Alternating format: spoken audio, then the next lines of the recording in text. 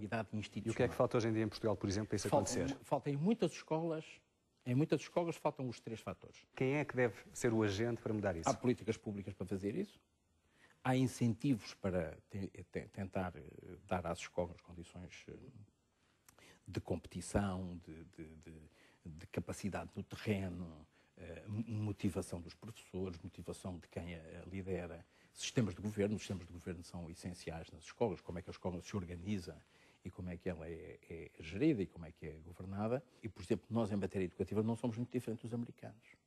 Isto pode chocar muito os seus telespectadores, mas os americanos têm um problema com muitas escolas públicas, como nós temos um problema com muitas escolas públicas. Mas os americanos têm muito boas escolas públicas e nós temos muito boas escolas públicas.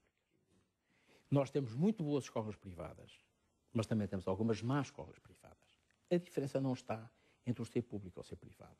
Está em haver uma liderança forte ou não haver um corpo docente estável ou não haver ou não haver um projeto educativo. Quando vê aqui uma escola, por exemplo, uma escola americana, a escola americana, que eu conheço razoavelmente bem, é uma escola que tem uma liderança forte, que tem um conjunto de técnicas muito experimentadas, muito consolidadas. Acha que era possível importar esse modelo para as escolas públicas? Há muitas coisas que hoje se fazem nas escolas públicas e privadas portuguesas, como se faz na escola americana. A escola americana tem, aliás, como algumas escolas estrangeiras em Portugal, tem uma característica em relação ao ensino experimental. O ensino experimental é muito simples, mas é muito eficaz. O ensino experimental não é um ensino baseado e assente em equipamentos muito sofisticados.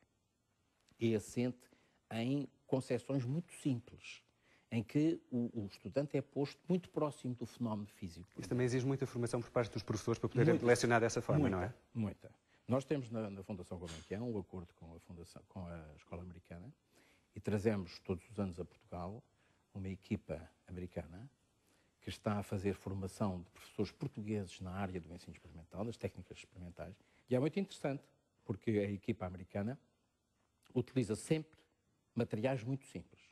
Utiliza água, garrafas de plástico, frutos, pequenas lupas, E consegue ensinar e passar a mensagem, não é? E consegue ensinar. Quer dizer, porque a proximidade do fenómeno físico, a apreensão por parte do aluno de um fenómeno físico qualquer, é muito mais bem assimilada dessa forma. É muito mais assimilada assim do que se tiver um equipamento muito sofisticado em que o fenómeno físico fica muito mais longínquo em razão. Deixe-me colocar-lhe uma questão, até porque estamos a falar muito de alunos. Sendo que a escola em Portugal é uma escola para todos, até porque nós vimos uma pessoa há bocadinho, uma mãe, penso eu, a dizer a escola devia ser para todos. É efetivamente para todos. É mais do que era há 20 anos atrás. Isto é, eu julgo que o país nessa matéria fez um esforço imenso nos últimos 30 anos para trazer os miúdos para a escola.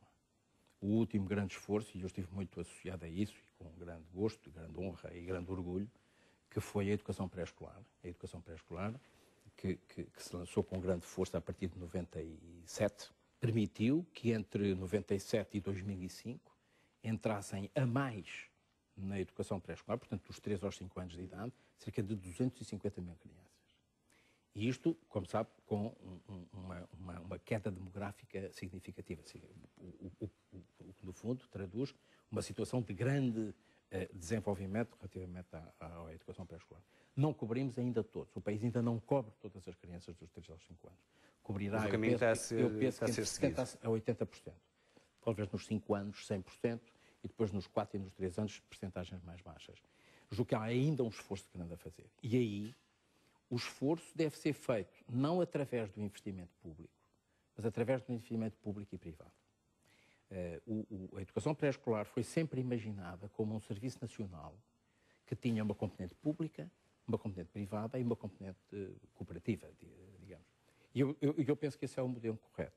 O que caracteriza o modelo americano é não haver modelo. O modelo americano é não ter modelo. Não há verdadeiramente, quando olha para as escolas americanas, pode dizer, mas como é que funciona uma escola americana? Há 10, 20, 30, 40, 50 formas diferentes de gerir, exatamente, de integrar com a comunidade, de selecionar os estudantes, de selecionar os professores. Há um outro aspecto que eu julgo que é muito importante referir em relação às escolas, que é o problema da sua autonomia. Porque uma escola, para ser autónoma, tem que ser responsável.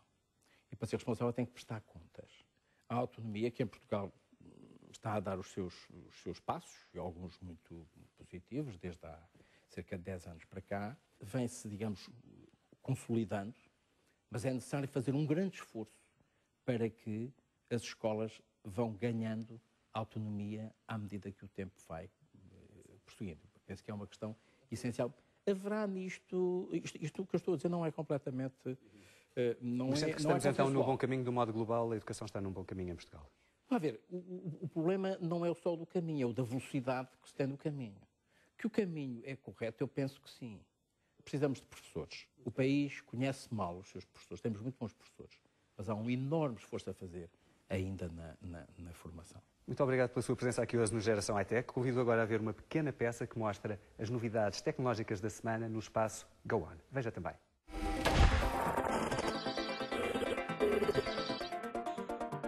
Portátil Magalhães. O governo português decidiu promover a atribuição de 500 mil de computadores portáteis de baixo custo às crianças do primeiro ciclo do ensino básico. É um Classmate a fabricar pela JP Sakoto em parceria com a Intel e a Prológica, a partir de 20 euros. Olympus LS10. Este gravador da Olympus tem microfone e coluna integrados para não perder pitada do que o professor dita. Tem 2 GB de memória interna, entrada para cartões SD ou SD-HC, suporte MIDI e mixer digital. Custa 419 euros.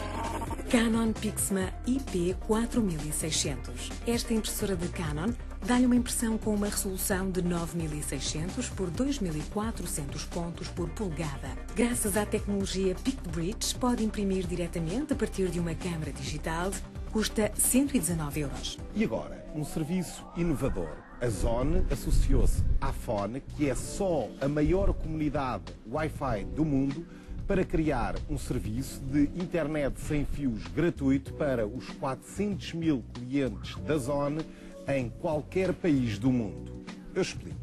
Se você é uma pessoa que gosta de viajar e está habituada a levar o seu laptop nessas viagens, sabe que ao chegar ao estrangeiro irá ter que pagar ao minuto o acesso à internet sem fios.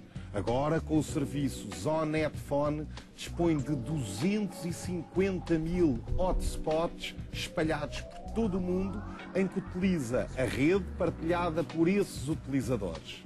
Tudo sem lhe custar um cêntimo. E ainda beneficia os portadores desse hotspot. Por troca, você permite que a sua ligação wireless, Zonet Phone, seja partilhada por todos aqueles que se encontrem perto da sua área de residência.